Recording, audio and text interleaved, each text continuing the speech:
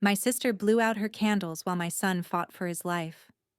The fluorescent lights above me hummed with that sterile sharpness only hospitals seem to perfect.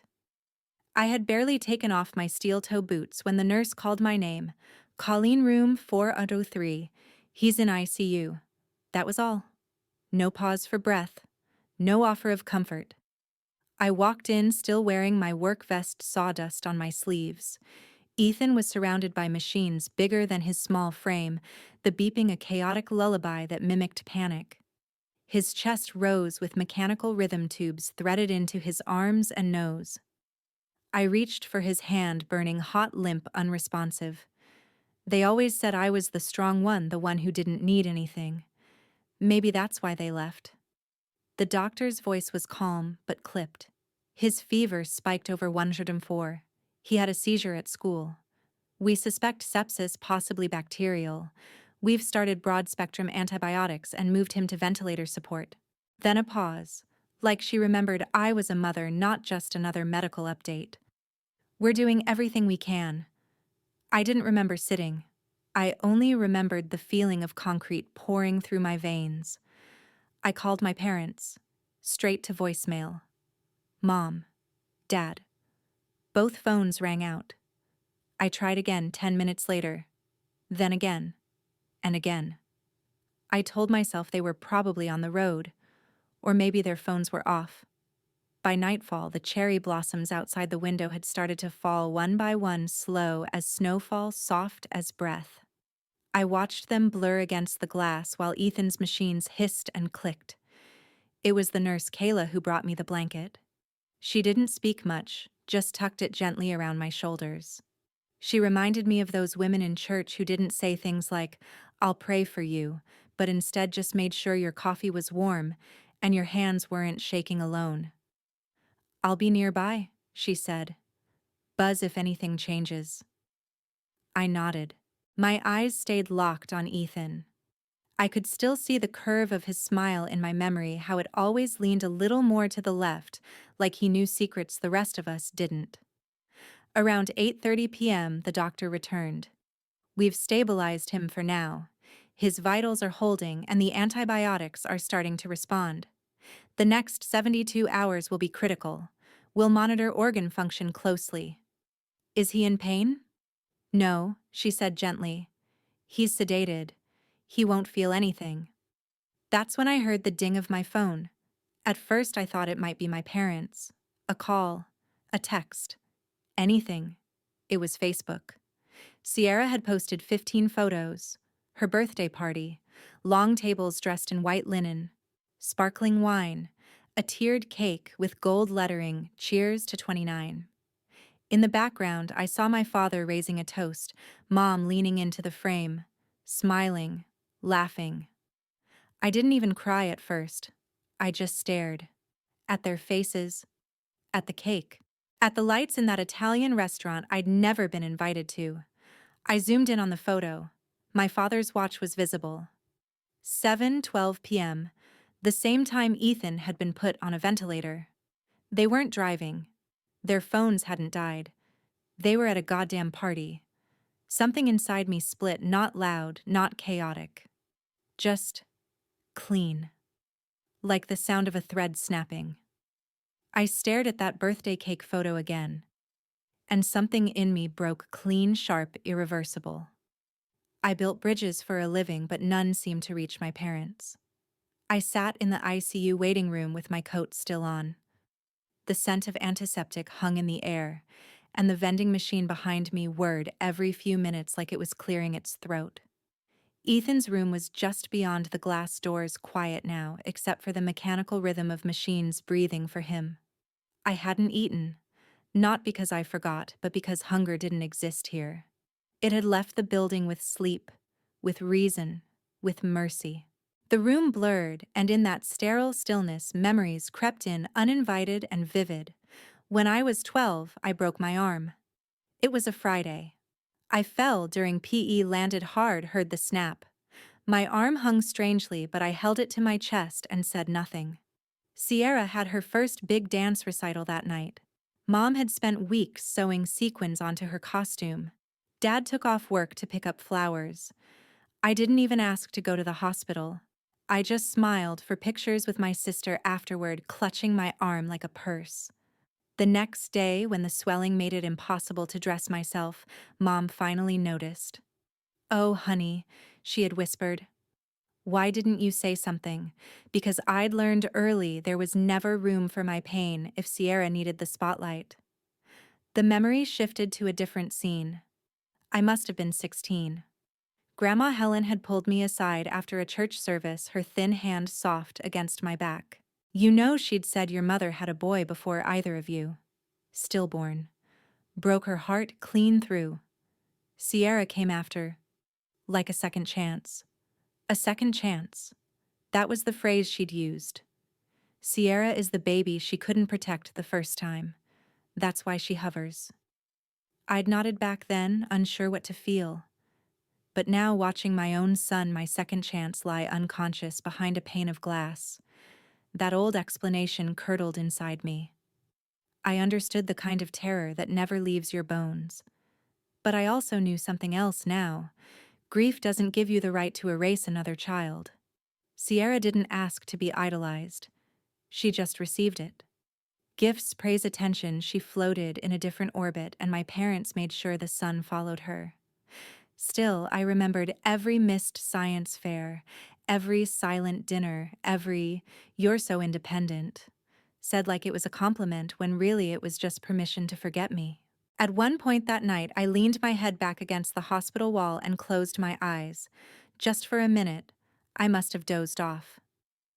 When I woke, the waiting room was darker, quieter. Someone had dimmed the lights. Kayla had left a bottle of water on the table next to me. My phone buzzed softly against my thigh. One new message from Mom. "Sierra looked so radiant last night. I hope you saw the photos I posted. We're so proud of her."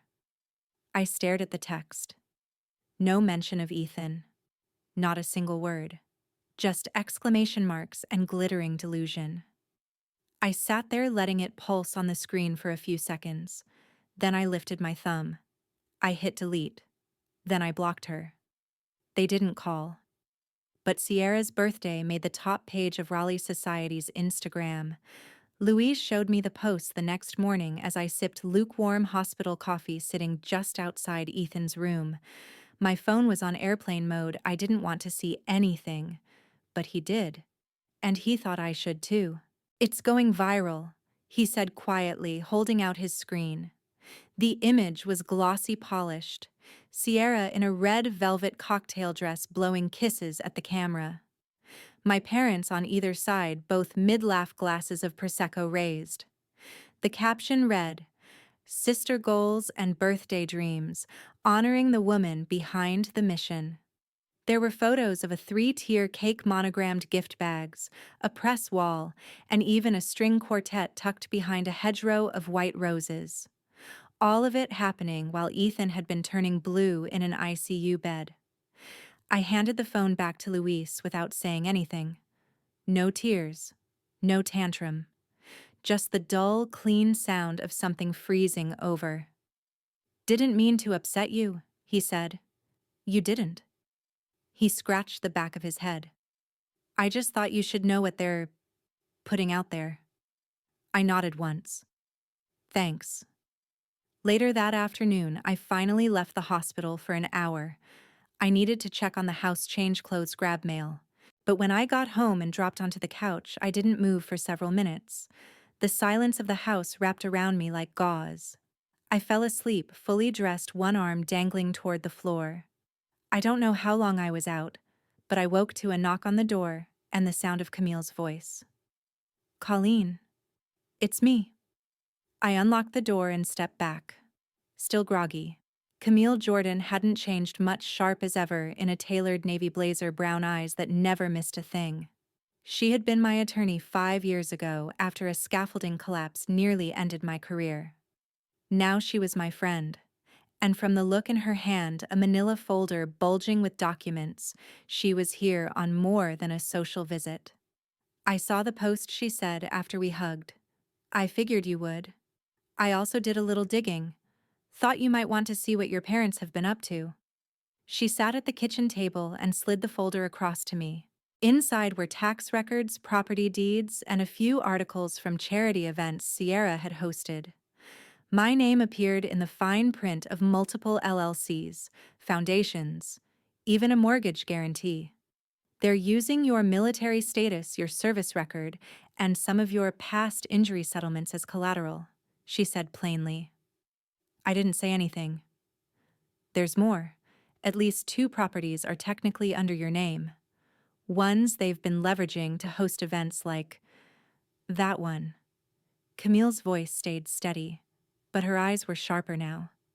Colleen, you've got grounds for fraud, identity misuse, and emotional damages if we can show neglect. I stared at the folder, then at my hands.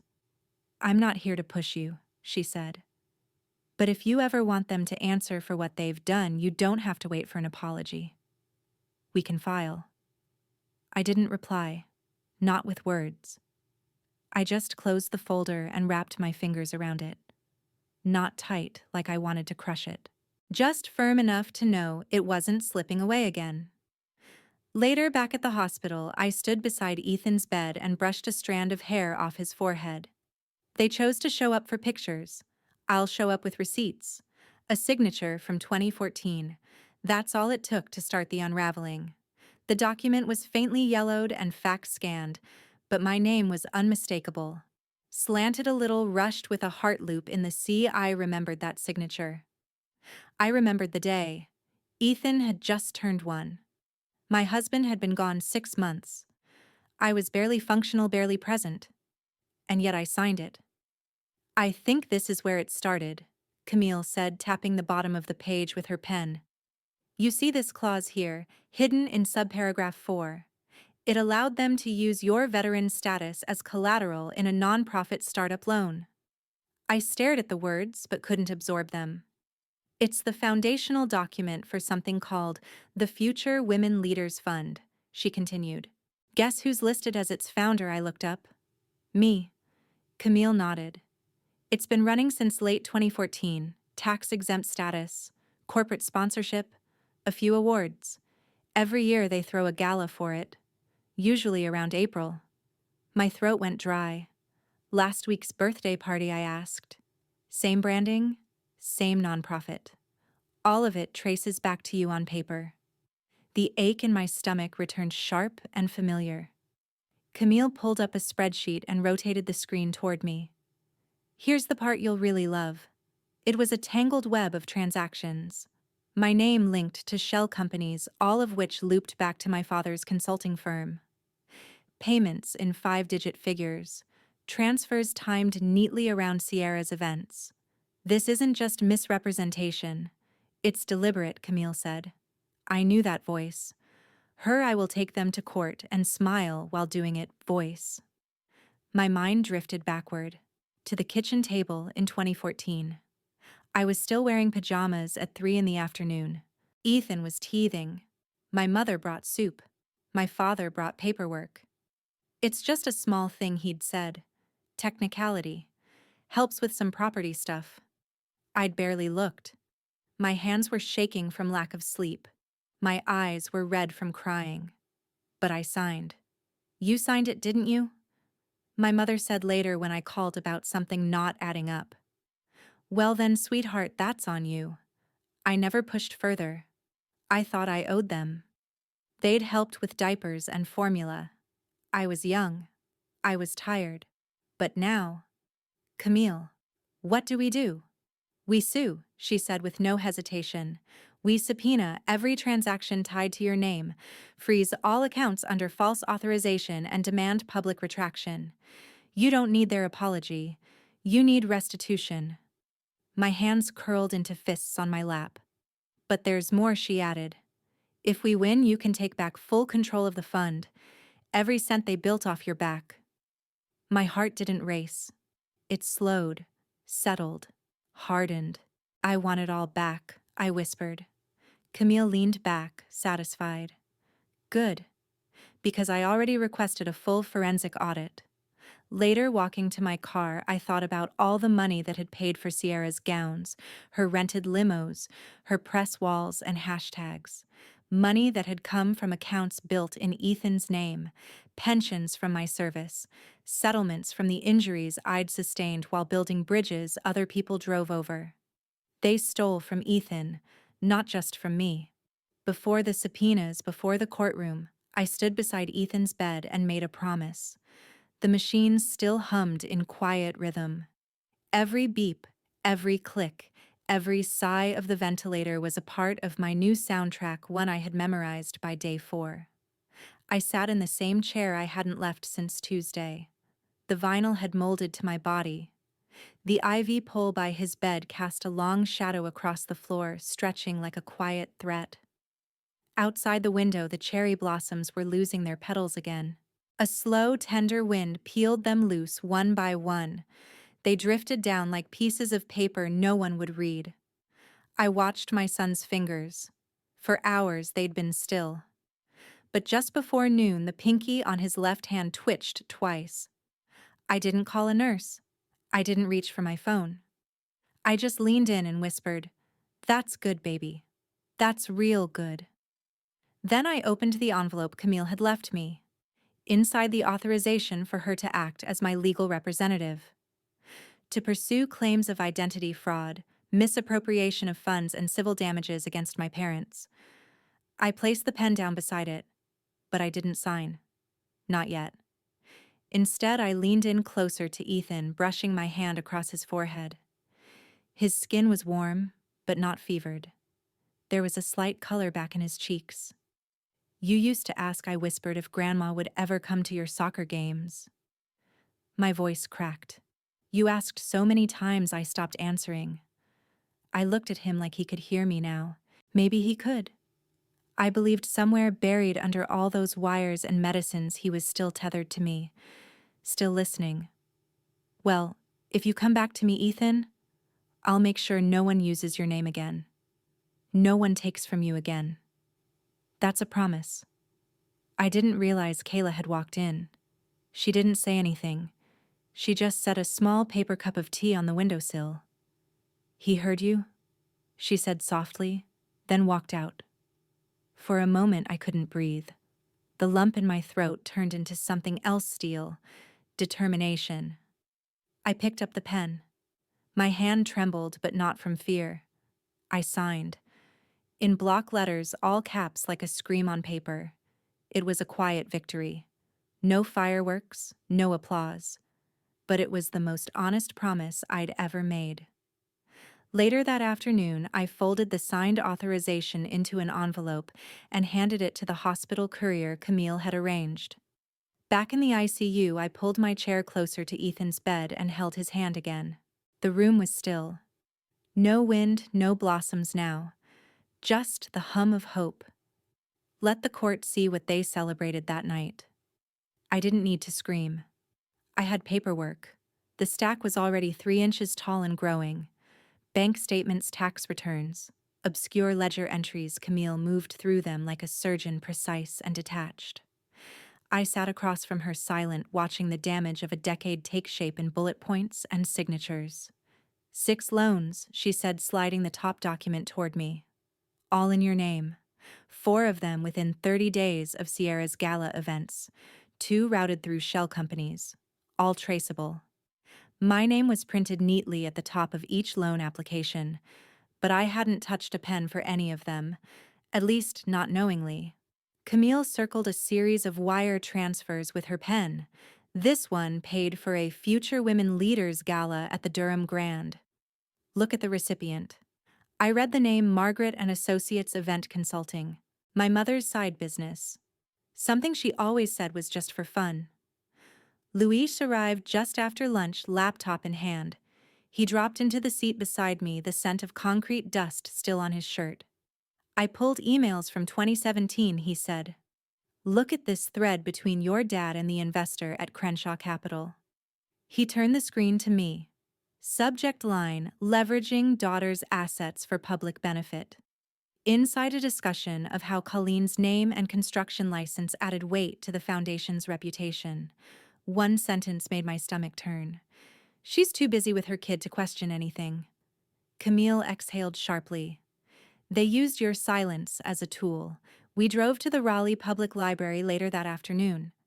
The archives room smelled of paper and humidity. I requested the local coverage of the 2016 gala year of the Rising Star. I remembered that night. They told me Sierra wanted me there for moral support. I wore black. I stayed near the back. The newspaper photo confirmed it. There she was, dazzling in red. And in the far right corner half of my face, my shoulder turned slightly, as if I didn't belong in the frame. Camille folded the page and tucked it into the evidence folder. Every picture tells a story, she muttered. This one screams omission. Back at my office, Luis uploaded the files to the shared case drive and left.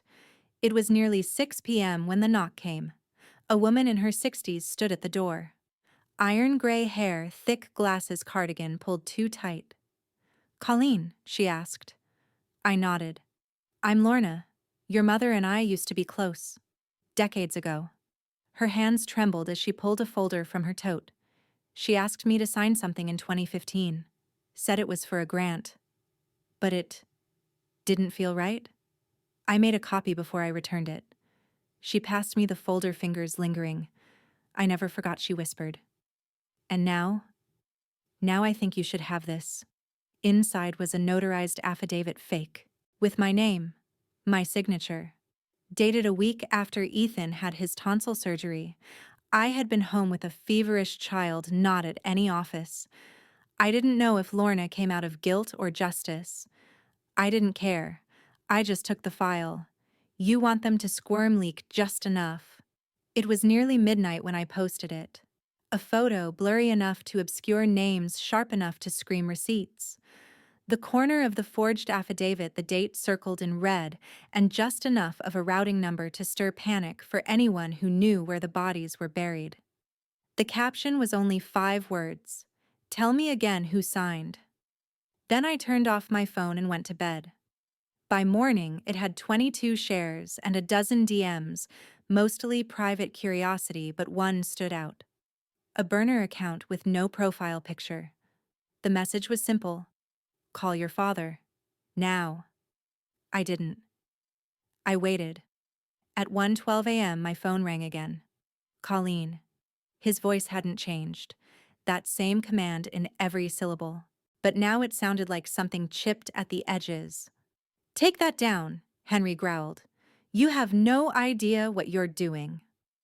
I was parked outside the 24-hour pharmacy in the driver's seat, the screen glowing against the windshield. The rain hadn't started, but the wind was restless, like the world was about to snap into storm. "Don't I said evenly. "This isn't just about you. You're putting your mother in a very difficult position." I laughed. "You forged my name. You took federal funds in my name. You tied my son's future to your fake foundation. You don't understand how business works." "I do now." A pause. Then quieter. "We can fix this. I'm not looking for a fix, Dad. I'm looking for exposure. Take it down," or I hung up. 2 minutes later, Camille's name popped on my screen. I saw the post she said. Bold. I wanted to see who twitches first. Well, now you know. But be careful, rattling snakes don't always slither away. Sometimes they strike. I'm not afraid of him. You should be afraid of the paper trail going cold. I already have what I need to burn the whole house down." Camille exhaled. "Then hold the match steady. Don't light it just yet." I nodded, even though she couldn't see me. Back at home, the baby monitor blinked. I walked quietly into Ethan's room. The IV was gone, replaced by a tangle of wires, monitoring only heart rate and oxygen. He stirred. Then his eyelids fluttered open, and a tiny voice rasped, "Where's Grandma?" I froze. There it was. 9 years of conditioning surfacing from a coma. Of all the names to call out, that was the one his subconscious reached for. I sat beside him, stroked his hair. "She's not here," I whispered. He nodded, eyes already closing again. Later, I opened my messages and typed one line back to the number that had called, "I know exactly what I'm doing. And you know exactly why." Then I shut off my phone. They started this game in silence. I'll finish it out loud. A contract is a promise. They broke everyone. The clerk at the municipal records office didn't look up when she handed Camille the last folder. Just pushed the manila envelope across the scratched counter, muttering signed copies from the estate registry as requested. Camille opened it before we'd even left the lobby. There it was, dated 3 weeks ago, filed quietly, Henry and Margaret's revised will, Sierra sole beneficiary. My name wasn't mentioned. Not once. Not in passing, not as a backup, not as a memory. They knew this was coming, Camille said. They're moving fast to keep assets under her name. I didn't speak. She kept flipping pages. Look at the timestamp filed 2 days after you posted that contract. They weren't just reacting, they were insulating. In her office an hour later, Camille laid everything out on the table, literally. A flowchart of fraud traced in highlighter and red ink. 3 tiers, she explained. You, then Sierra, then the foundation. The money doesn't stay in one place, it flows. But the origin, always you. She pointed to a line from my forged 2014 signature to a string of tax credits fund transfers and one massive donation that never reached its destination. Best part, she said, you never gave consent. No lawyer, no financial advisor. That makes the contract inadmissible and the fraud intentional. My jaw clenched. And if this goes to court, we won't just have leverage, we'll have headlines. The silence in the room hung thick. Camille sat back watching me. They're betting you won't go public. That you'll cave before Sierra's reputation takes a hit. My eyes drifted to the printed copy of the revised will on her desk. The font was professional. The exclusion felt personal. I won't cave, I said. Let them lose it all. She nodded once and stood. Then we're filing today. By late afternoon, the complaint had been logged: identity fraud, misappropriation of funds, civil conspiracy. A 35-page document packed with exhibits, contracts, financial records, and one blurred photo from the 2016 gala that captured my half-shadowed figure. As we walked out of the courthouse, Camille's phone pinged. She stopped, scanned the message, then handed me the screen. A statement from opposing counsel. Our clients categorically deny the allegations and will not respond to baseless defamation. Camille smirked. That was fast. It'll get faster, I said. They're spiraling.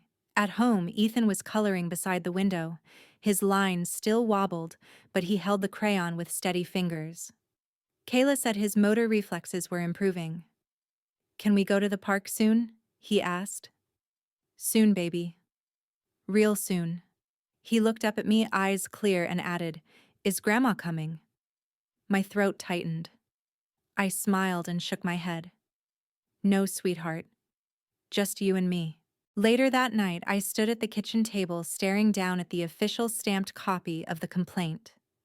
It didn't look like much, just paper and ink. But it held everything they'd stolen. And everything I was about to take back. Now it's not just about me. It's about Ethan's future and their past catching up. They called child services on me. That's how far they went. The knock was soft, almost polite. I wouldn't have heard it if Ethan hadn't looked up from his coloring book. Mom, someone's at the door. It wasn't Camille, or Kayla, or even a neighbor. She stood there in a navy blouse, a badge clipped to her lanyard and a leather folder tucked under her arm. Ms. Walsh. I'm Dana Clifford. I'm with Child Protective Services. I didn't invite her in immediately. Just stared for a second, like maybe if I stood still enough time would rewind. May I come in? She asked gently. I nodded. Slowly. Inside, she didn't take a seat. Just stood at the kitchen counter and opened her folder. We received an anonymous report that you've been neglecting your child in order to pursue excessive litigation. I felt my spine stiffen. Excuse me. The report claims you've been away from the home, leaving your child in the care of medical staff without consent, that your priorities may not align with the child's best interests. I almost laughed. Almost. Instead, I took a deep breath and said, "You can check the hospital records. I haven't left Ethan's side for more than an hour since he was admitted." She jotted something in her notes. "I will need to verify that, and I'd like to speak with the attending physician." "Of course," I said. "Let's go." She blinked. "Now. Yes. Right now." 15 minutes later, we were standing outside Ethan's hospital room. Kayla spotted us and waved, then opened the door without hesitation. "Dana Clifford, CPS," the agent said, flashing her badge. "I need a moment with the attending." Kayla nodded and called Dr. Brandt. He arrived brisk but not hurried, flipping through a chart. "Colleen's been here every day, every hour. She sleeps in that chair, barely eats unless we hand her something. Frankly, I wish more parents were this present." Dana scribbled notes furiously. Ethan stirred. His voice was groggy but clear. "Mom never left me. Never. That did it." Dana turned softened. "Would you mind if I spoke to Ethan for a minute?" I nodded and stepped outside. I didn't pace. I didn't cry. I didn't collapse. But I did breathe like I hadn't in weeks. A few minutes later, Dana stepped out and closed her folder. "This visit is closed," she said. "I'll file it as unfounded. But I'm sorry you had to go through that." "I'm not," I said, surprising myself. Back at home, Camille was already waiting. When I told her what had happened, her face darkened like a storm front. "This is desperation," she said, pacing. "They don't have answers, so they're throwing darts. Which means, we're close," I finished. Camille stopped. "Exactly. And now they've shown intent. Malicious false reporting. Retaliation. It adds weight to everything else." I nodded, jaw tight. "They tried to use my child against me. They just handed me the nail for their own coffin. Some truths are too sharp to speak." So I let the tape play. The room was quiet except for the faint buzz of Camille's desk lamp and the low hum of the audio recorder. Lorna sat across from me, her hands clasped tight, eyes fixed on a point beyond the window like she couldn't bear to look at what she was about to expose. Camille hit play. At first, just static. Then Margaret's voice, sharp, practiced, sugar-laced like poison tea. "No one's going to jail Lorna. Just sign it. It's for Sierra's future. Colleen doesn't need all that land anyway." A pause. Lorna's voice hesitant. "Shouldn't we wait until she's here? Or at least inform her, 'You've known me for 20 years. You know I'd never ask you to do something wrong. It's just paperwork.' For tax reasons." Another silence. "Please, Lorna, don't make this harder." Camille stopped the tape. "That's enough for now," she said, her tone like steel under silk. "We don't want to overplay." Lorna finally looked up at me. I should have said something sooner. "You're saying it now?" I replied, my voice steady. "That matters." Camille had already begun trimming the recording, isolating the parts admissible in court, cutting the chatter, removing doubt. She worked with the precision of a surgeon, no wasted motion, no wasted words. Once it was done, she opened a blank email. To opposing counsel. Subject: notice of material evidence. Attached redacted audio file, timeline, summary, chain of custody affidavit. And then she slid the keyboard toward me. "Want to write the final line?" I nodded. In the blank space beneath the legal jargon and bullet-pointed documentation, I typed, "This isn't revenge. It's reclamation." Camille smiled. Subtle. Sharp. I stood as she hit send. It felt small, almost anticlimactic, one click after years of swallowing what I couldn't say. But the moment the email left her outbox, something shifted in the air. "They have 48 hours to respond," Camille said. "That's generous." "I don't want generosity," I replied. "I want clarity." Outside, dusk had settled like a soft bruise. The streetlights flickered on. I walked to the hallway mirror, the one I used to avoid. I looked. Really looked. Not at the shadows under my eyes or the scar across my right brow. Not at the crow's feet or the tired mouth. But at the woman who didn't wait anymore for apologies or recognition or redemption. I'm not invisible anymore, I said to my reflection. Back at my desk, Camille was already drafting the court's next filing. Lorna stood ready to leave.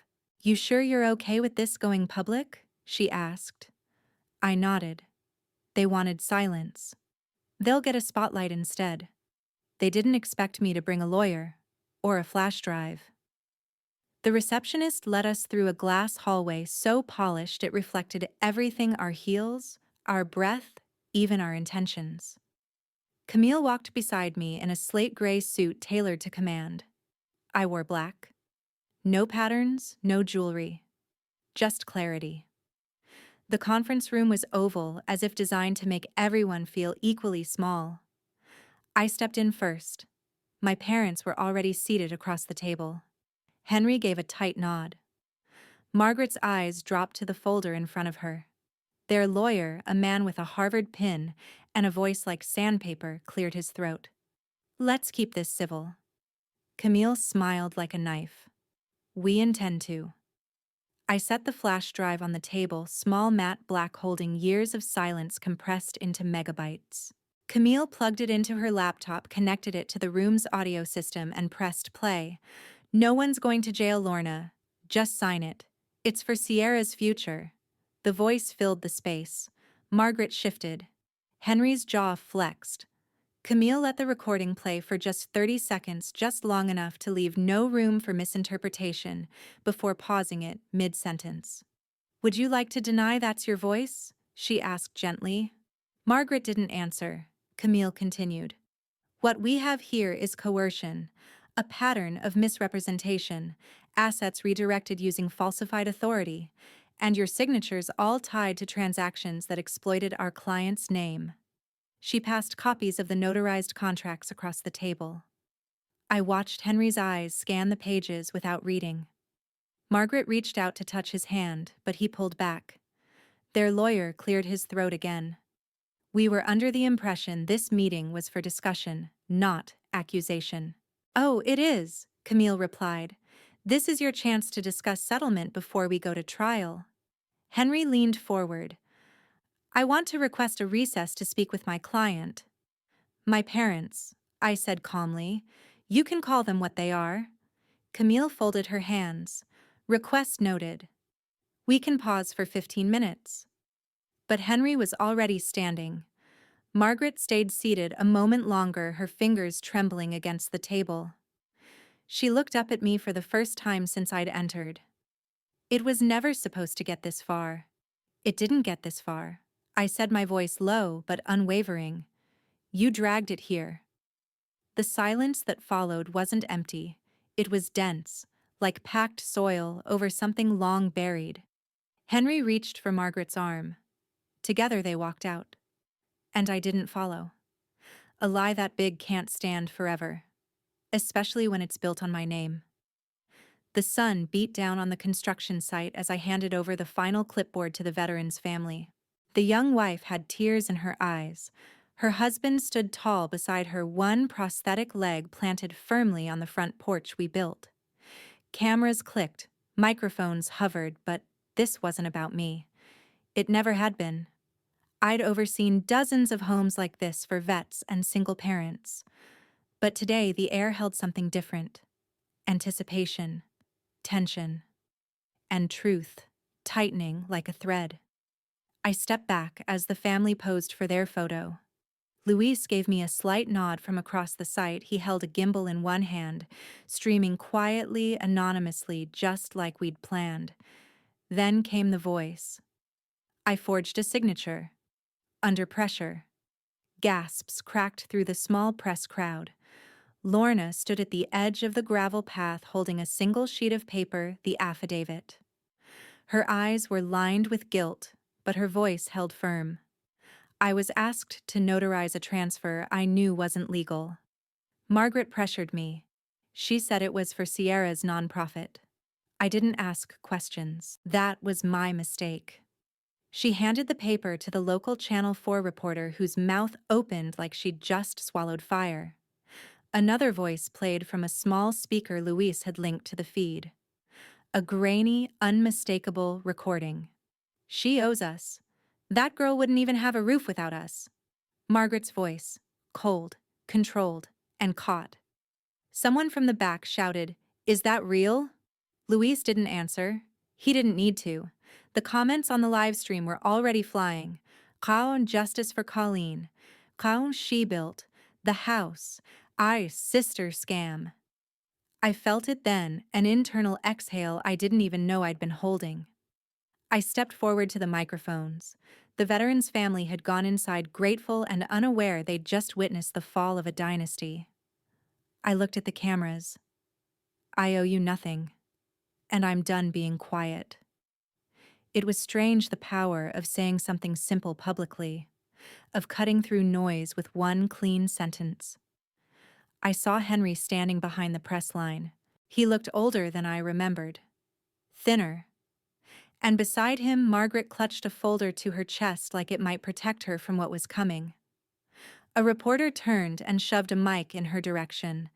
Mrs. Whitaker cared to comment on the forged signature. On the accusations of coercion and fraudulent use of your daughter's identity, Margaret didn't speak. Her eyes darted searching for an exit that didn't exist, and then it happened. Her knees buckled. She sank slowly to the gravel, one palm scraping the ground as the folder slipped from her grasp. Gasps echoed. Someone yelled for paramedics.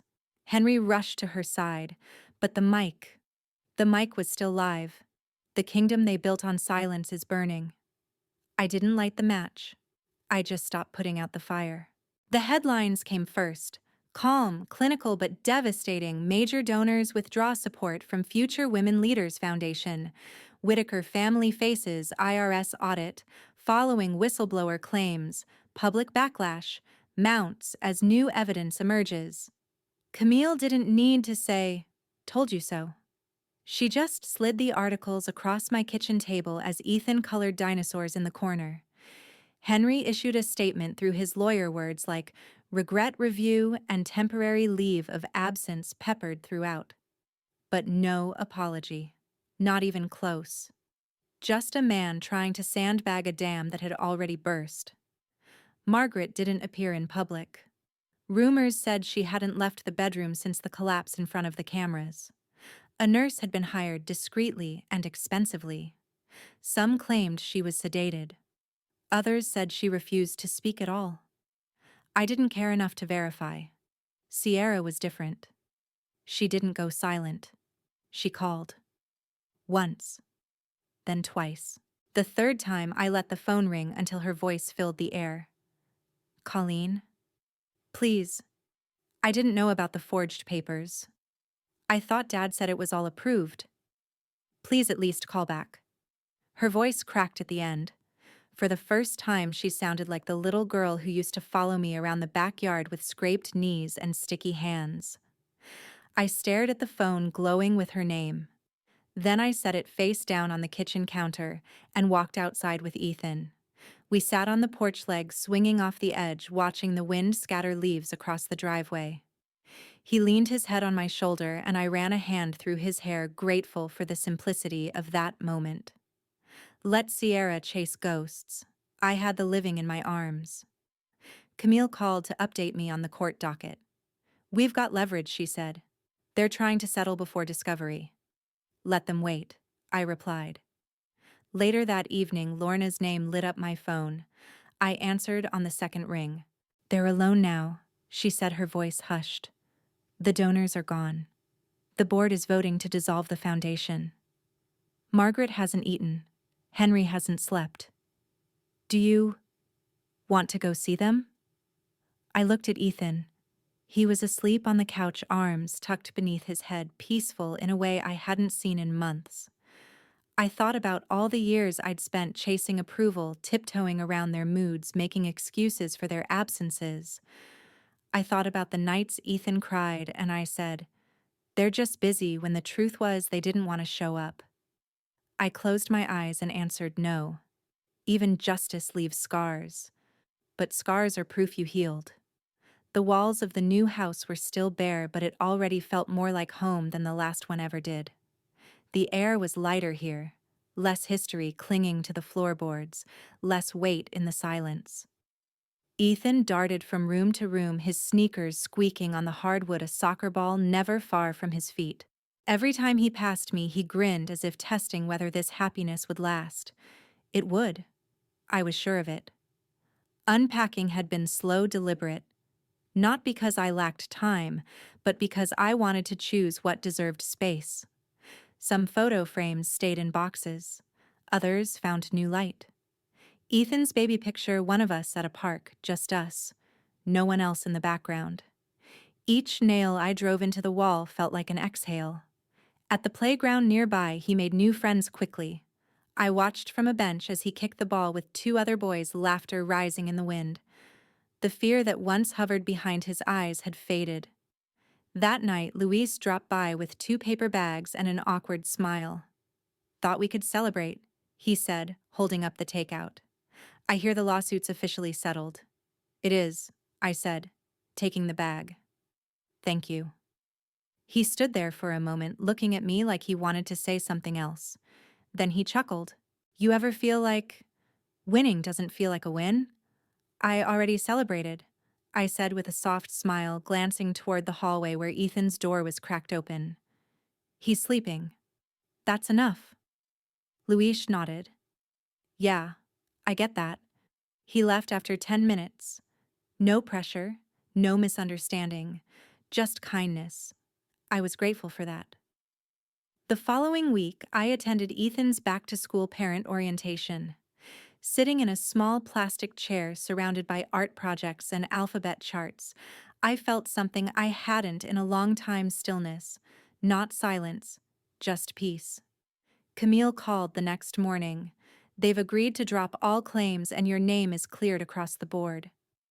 I closed my eyes. "Thank you." I was thinking, she continued, "this case was never really about revenge. It was a reveal. You opened a door that others were afraid to knock on. You want to tell your story. Like, in court?" I asked. "No, in print. Media memoir, maybe a column. Something to help others see they're not alone." I didn't answer right away. I walked to the window. Ethan was outside trying to teach the neighbor's dog how to play goalie. His laughter hit the glass like sunlight.